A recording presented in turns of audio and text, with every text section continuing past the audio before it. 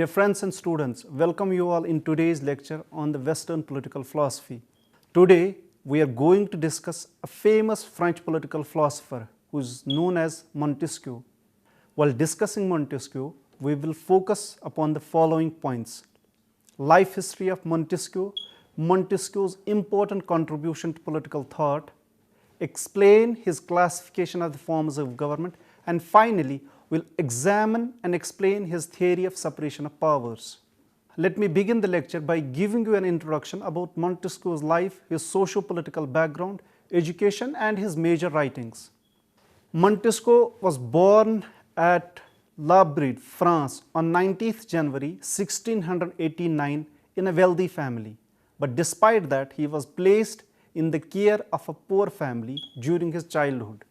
Montesquieu's father intended him for the magistracy and encouraged the boy's natural taste for study. But unfortunately, Montesquieu's father died on 1713. Consequently, Montesquieu was placed under the care of his uncle. His uncle also died in the year 1716 and left Montesquieu his fortune, office as the president of Bordeaux's parliament, and his title of Baron de Montesquieu, which was at the time chiefly a judicial and administrative body. The real delight of Montesquieu's life was reading, particularly the classics. Hence, his advice to himself in his commonplace book, "Read much and note little." He was first educated at home and then in 1700 sent to a college which was near to Paris. It was much patronized by the prominent families of Bordeaux and the priests of oratory to whom it belonged, and provided a sound education on enlightened and modern lines. In 1705, Montesquieu left the college to continue his studies at the Faculty of Law at the University of Bordeaux and became an advocate in 1708. Afterwards, he moved to Paris in order to obtain his practical experience in law. Montesquieu earned his literary reputation in 1721 with the publication of his book titled Persian Letters. Montesquieu became member of a parliament of Bordeaux, an important provincial law court, not a parliament in the English sense, in 1714, and a president of Mortier 2 years later. Montesquieu also became a member of the Academy of Bordeaux with the intention of turning into a truly scientific society in the generous, enlightened sense of the word science. He spent the years between 1728 and 1731 traveling to Europe, including England. In his mid-30s, Montesquieu settled down at La Bride as a full-time man of letters. The Persian letters had already made him famous and opened for him the aristocratic salons of ancient regime in Paris. In the book, he gave a brilliant satirical portrait of French civilization, supposedly seen through the eyes of two Persian travelers. He gave himself a generous allowance of time for what modern politicians would call fact-finding tours, including the 2 years he spent in England, forming his famous ideas about how the British Constitution and its operational part. His another important book, Considerations on the Causes of the Greatness of the Romans and Their Decline, appeared in the year 1734. The primary purpose of this work was to emphasize the extent to which Roman history was the product of the external circumstances that shaped the Romans' lives and actions. This emphasis on external circumstances predicts one of the important themes of work for which Montesquieu is best remembered, titled The Spirit of Laws, which was published in 1748. It outlined his ideas on how government would best work, as we see that the general character of his writings holds a combined influence of Roman history and contemporary British institutions. Montesquieu died in the year 1755. This was an introduction about the Montesquieu and his life. Now let me shift to another segment of this lecture, which is an overview of his political philosophy. The era of Reformation and Renaissance was succeeded by the era of reason and Enlightenment. It was an intellectual movement which eventually covered the whole of Europe and America, but it really began in the more liberal political climate in France after the death of Louis XIV. The monarchy in France still had the same theoretical pretensions to absolute sovereignty, but with the state increasingly in debt to its subjects and decreasingly successful in foreign affairs, the pretensions of the monarchy were increasingly getting devoid of the realities of French government.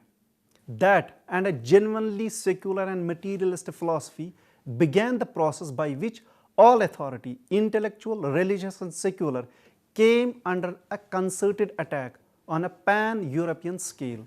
Moreover, spread of literacy and consequential growth in the size of politically conscious, curious and ambitious communities. Subsequently, intense challenge was placed on all established dogma, and this ignited a changing condition of political and social speculations, proliferation of political thoughts and the conflicts of rival explanations or models of social and individual life within the state. The right of man existed everywhere, and it was the revolutionaries' duty to make sure that they were respected. A new kind of war was invented, the war of liberation, in which the object was not conquest of territory but the export of liberty. All human beings everywhere deserve to live under the same rationally thought out institutions that just happened to have come into being in France. Montesquieu was not only the product of enlightenment, but he also embodied with himself its breadth at its best. Montesquieu's curiosity ranged over almost all branches of human knowledge like biology, botany, history, both in ancient and modern sense. His erudition was one of the wonders of the age. There was nothing that had ever happened in the world that he did not know something about, and he seemed to have read everything, much of it more than once and often in the original language. The more than 2,000 references in his book, The Spirit of Laws, do not do justice to Montesquieu's learning, as he himself said that the secret of intellectual work is to read much and note little. Universe, Montesquieu observed, exhibits as part of its nature the kind of regularities that we call laws. Laws in this sense are necessary relationships deriving from the very nature of things. Even God is bound by the laws, the necessary condition that make creative activity possible. Those parts of the law of the universe that pertain to human behavior are called natural laws. Natural laws relate to the achievement of such basic imperatives of human existence as protection and reproduction, but they are not mere instincts. They prescribe what we should do, and what they prescribe is discoverable human reason. By nature, however, men are solitary and fearful, and their reason is developed only to a very elementary degree. It requires pressure or stimulus to activate and refine reason.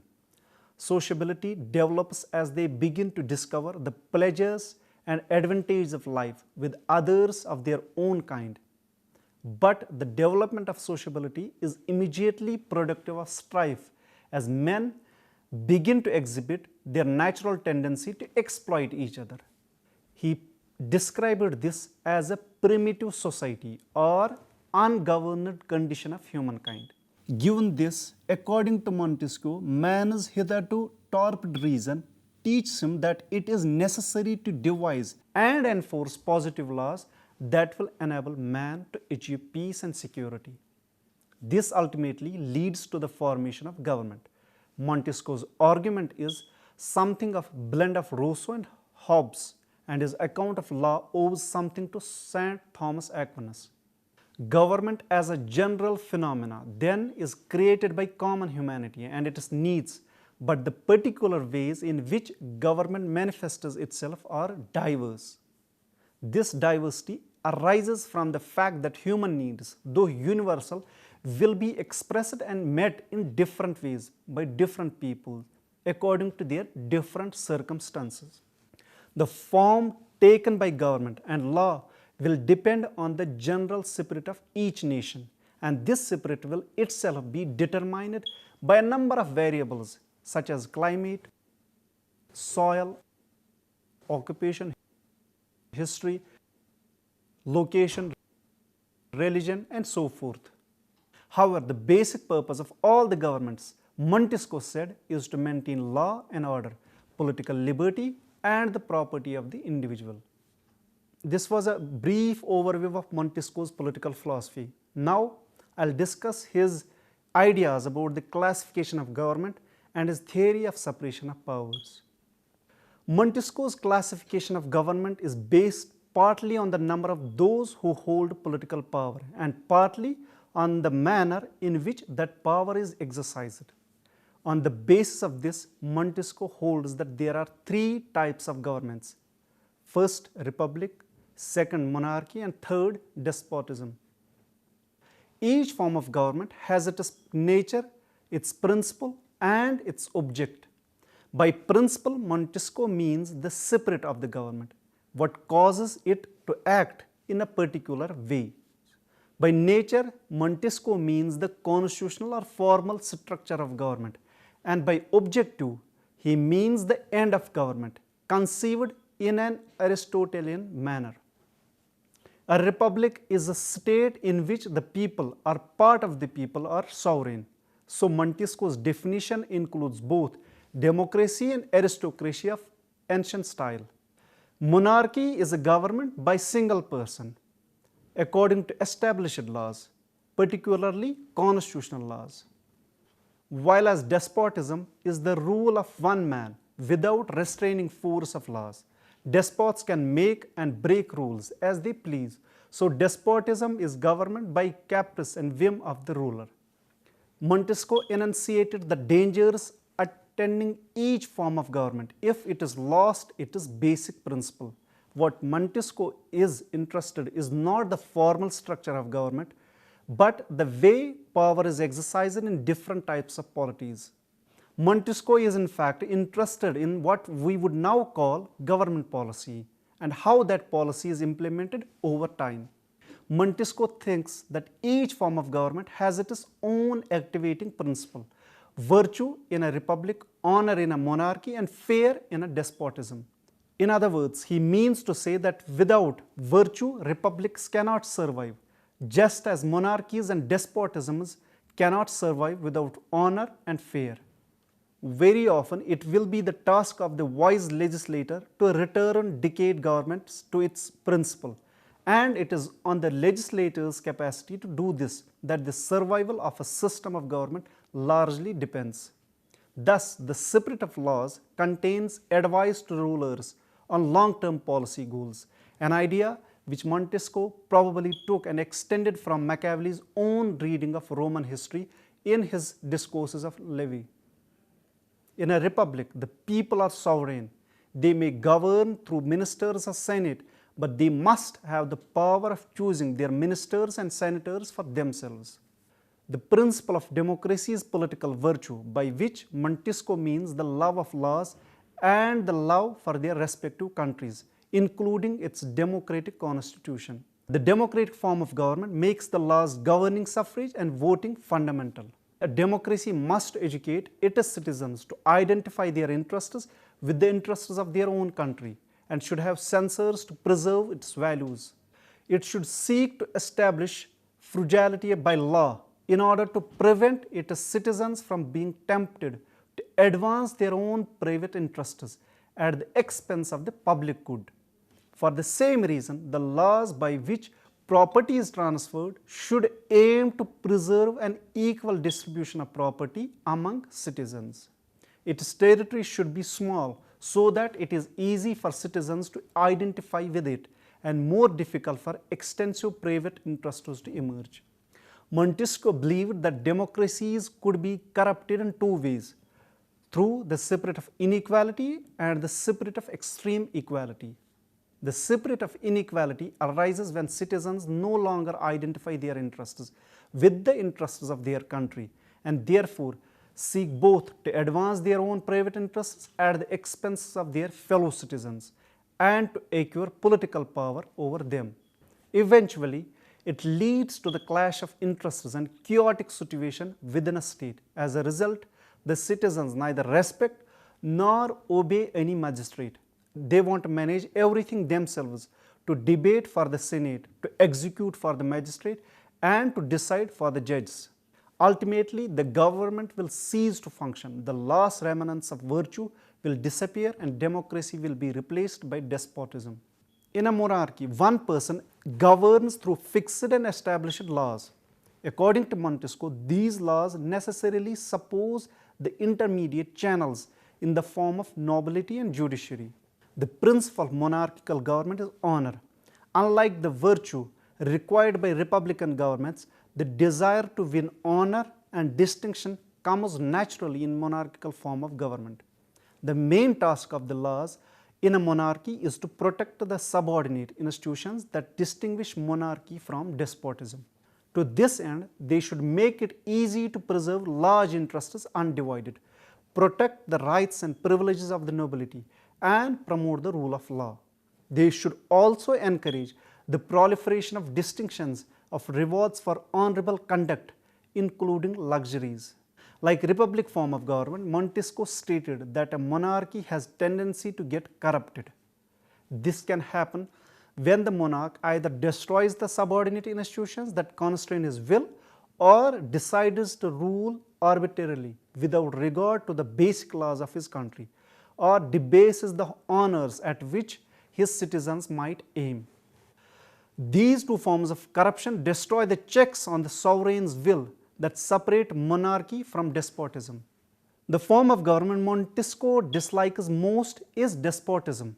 According to Montesquieu, despotism is not a legitimate government in a literal sense because it does not work according to any fixed principles of law and it does not always work very well. Despotism probably has its origins in a corrupted kingship, and Montesquieu certainly thought that all monarchies needed careful watching if they were not to degenerate into despotism.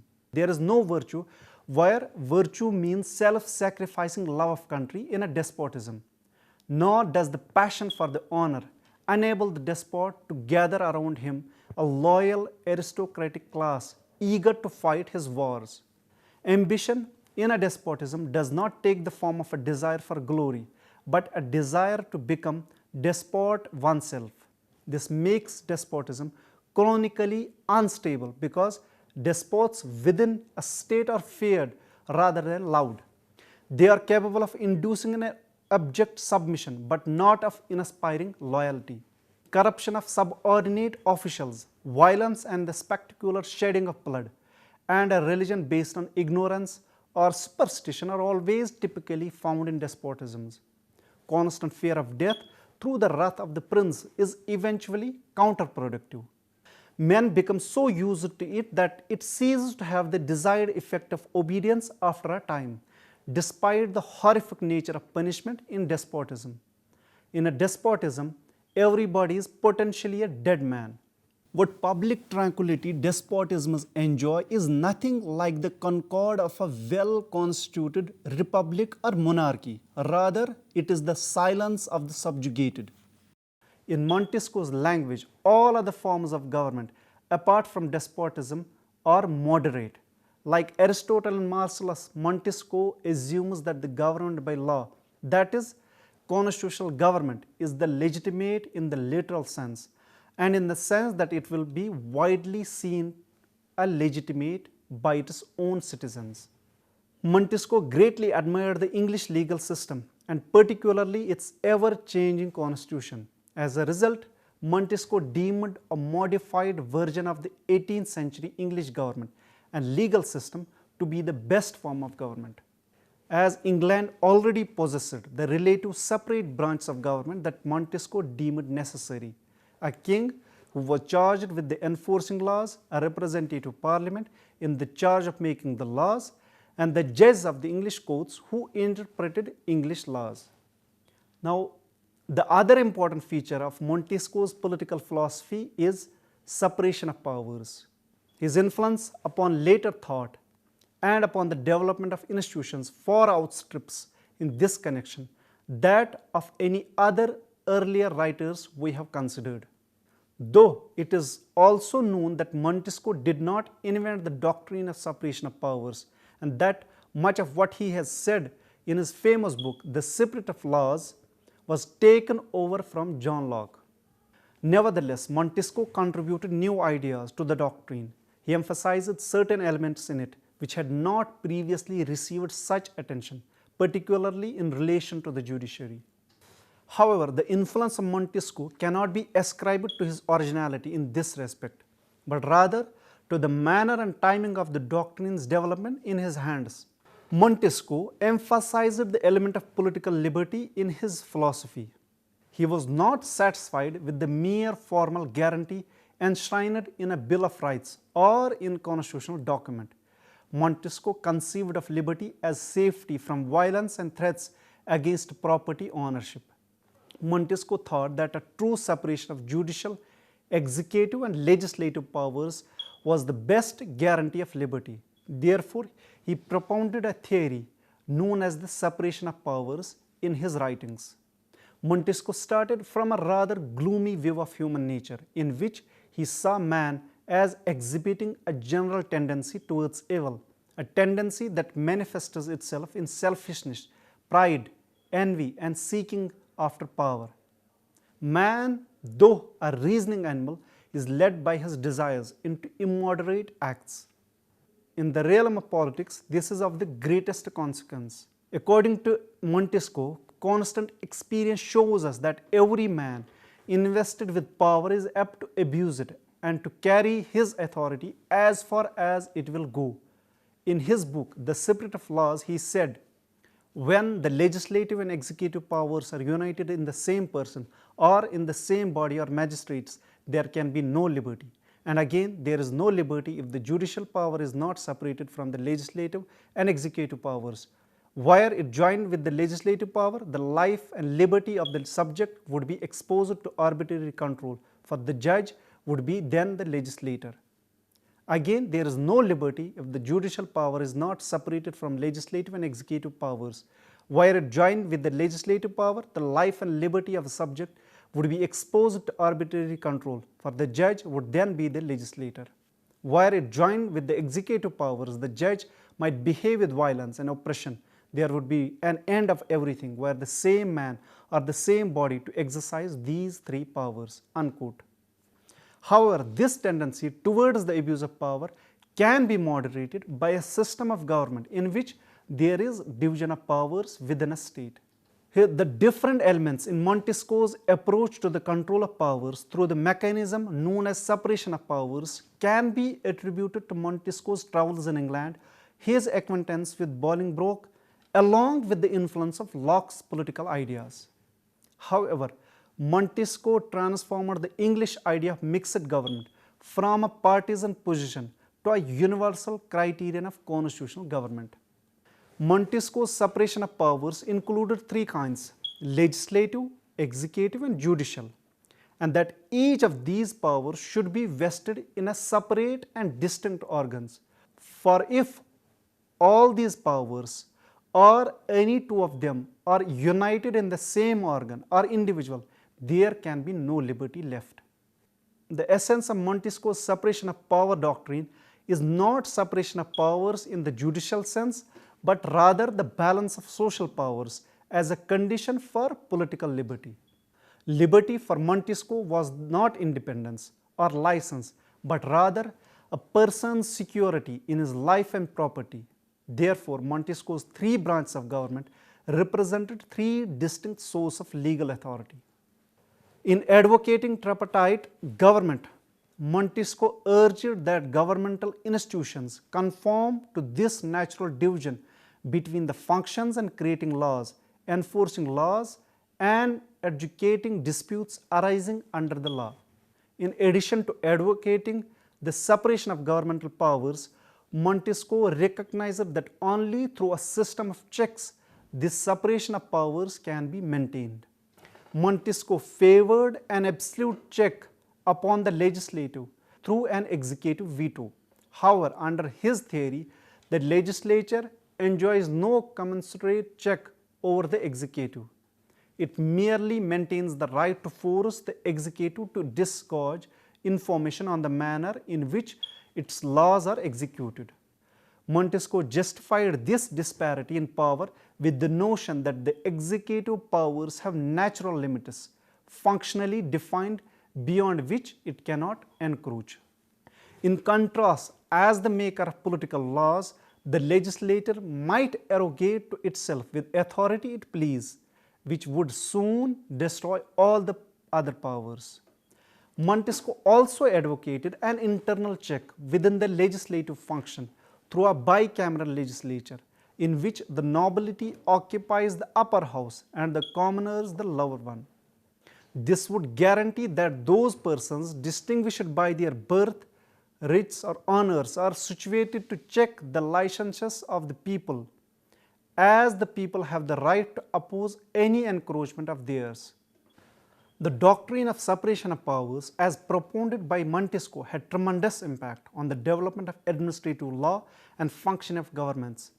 It was appreciated by English and American jurists and accepted by the politicians across the Europe. In his book Commentaries on the Laws of England, published in 1765, Blackstone observed that if the legislative, executive and judicial functions were given to one person, there was an end of personal liberty. Subsequently, the Constituent Assembly of France declared in 1789 that there would be nothing like a constitution in the country where the doctrine of separation of powers was not accepted. Montesquieu's greatest contribution to the character of the modern political theory is his identification of every government's own principle separate or passion. Montesquieu understood the vital relationship between the cultural organization of a society on the one hand and its form of government on the other. Every society is hence characterized by a particular governing sentiment from which no political structure can long deviate. Montesquieu understood that governments survive only so long as they remain in conformity with the underlying spirit of the nation. Montesquieu divided governments into republics, monarchies and despotisms, as already discussed. Montesquieu did not invent the separation of powers doctrine, but he was the first to comprehend a distinct and independent judiciary. He popularized the trinity among the executive, legislative and judicial branches of government and transposed separation of powers from the realm of theory to the practice of government. With this, I conclude today's lecture on Montesquieu's political philosophy. Take care and stay safe.